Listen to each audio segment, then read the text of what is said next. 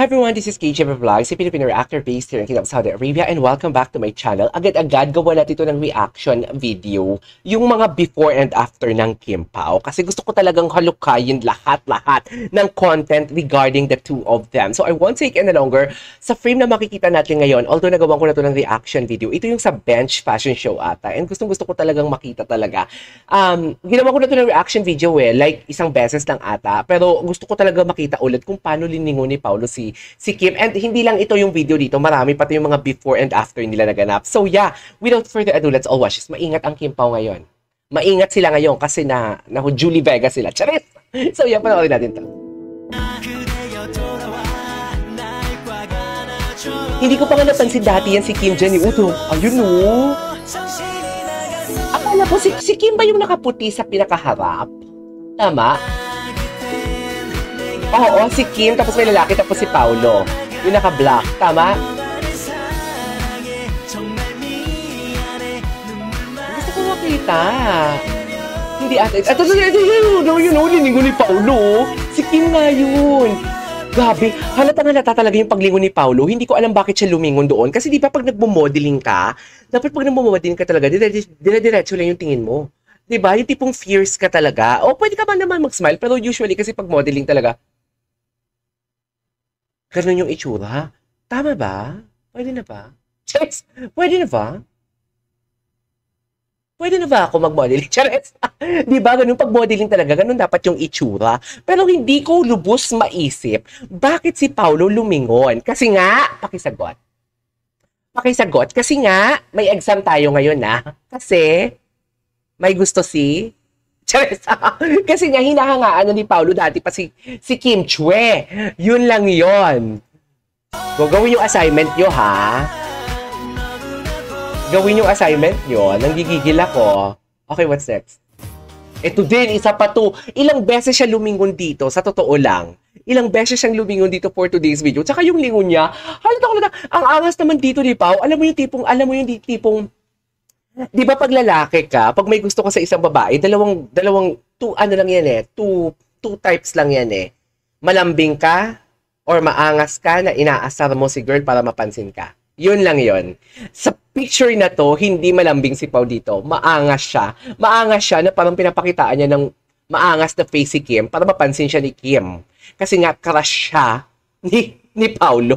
Nagpapapansin dito si Paolo. Yun lang yung analysis ko sa picture na to, ha? Yung tipo, alam mo yung, oh, ano Kim, hindi nilalamig ka na ba? Mga ganun siguro yung mga tanong ni Paolo dito. Eh, hindi ko lang alam kung tinanong siya dito. Sana tinanong nga siya. Pero for sure talaga, nagpapapansin siya. Kasi yung tingin niya, ang angas. Tapos siguro sabihin ni Kim, ang angas naman itong lalaki to. Kasi diba, in real life, ang dami-dami na nangyari dyan na parang hindi naman gusto ni girl ang mapapangasawa niya. Pero si Slater Young, tsaka si Chris Uy. Si Crazy Uy ba yun? Yung Sky Fam? Si Slater Young. Hindi, magbarkada lang yan sila before. Actually, hindi yan sila magbarkada. Naging friends lang sila kasi dahil sa isang friend nila. Tapos, narinig ko lang sa isang podcast na hindi talaga gusto ni Chris Uy si Slater. It's just that si Slater, nagka-developan lang sila. Tapos hindi nila inaasahan na magkaka-developan sila. Ganon. So parang ang peg dito ni Pao, parang ganon. Hindi pa naangasan kasi si Chris kay Slater Young. So itong si Pao, nagpapaangas-angas siguro kay Kim para mapansin.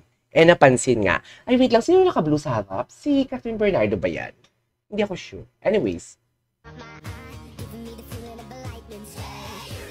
Oh, di ba? Ang angas nga ng mukha niya talaga. Ang angas, tapos si Kim talaga kiber. Napansin si Kim, ang itsura ni Kim dito, ang presko naman dito ni Paolo. Parang ganun.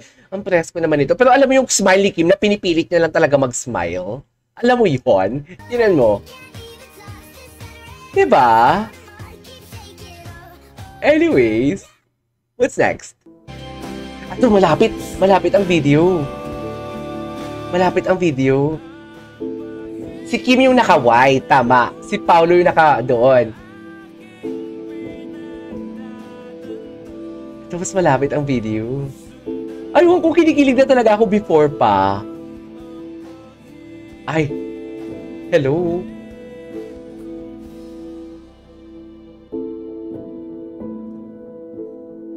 Ay, si Andy Paras yan, di ba?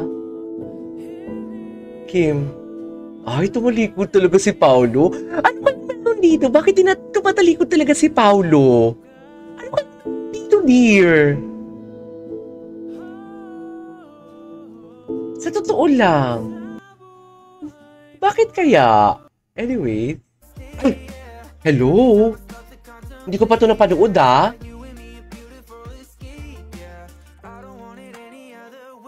Sabay din sila.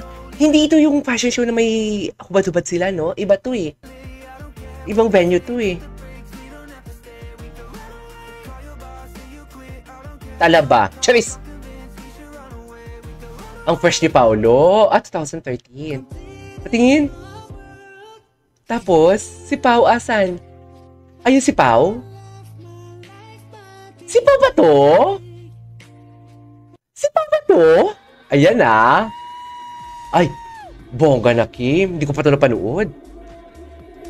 Ay. Ay, hello. More kilikili, more fun. Ganon yun.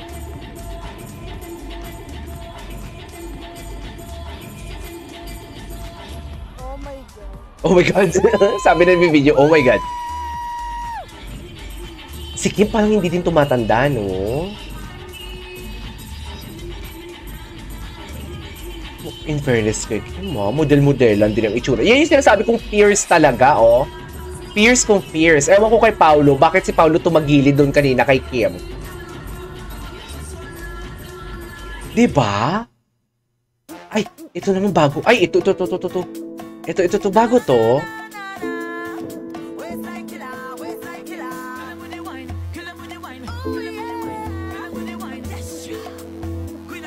Wala naman dito si Kim. Ay, hello. Hello, wala naman dito si Kim. Ay, ito, ano to? Kim Pao the jacket. Ay! Ay, kay Paulo na jacket nga yan. Ay, oo nga. Oo nga, dear. Ay, napanood na natin yan kanina, dear. Ay, paano napanood na natin to? Si Catherine Bernardo naman yan eh. Ay, Kim Pao lang mamaya sa It's Showtime. Kailan? Ah, dati pa to. Okay. Okay, wala na. Ay, ito. I-check. Andito na si Paulo. Ay, si Paulo. Bakit ba andito si Paulo sa fit check? Wala naman siya dito, di ba? Diba? Oo nga, si Paulo nga. Ay. Taray. Another installment. Gym body. Okay. Ay. Recorded pa. Ay, napanood na natin yan. Anyways, there you go guys. That is our for today's video. Our Kim Pao updates. Hindi naman siya updates. Reaction lang siya sa mga videos hindi natin napanood. This is KJ Vlogs and see you in my next vlog. Bye!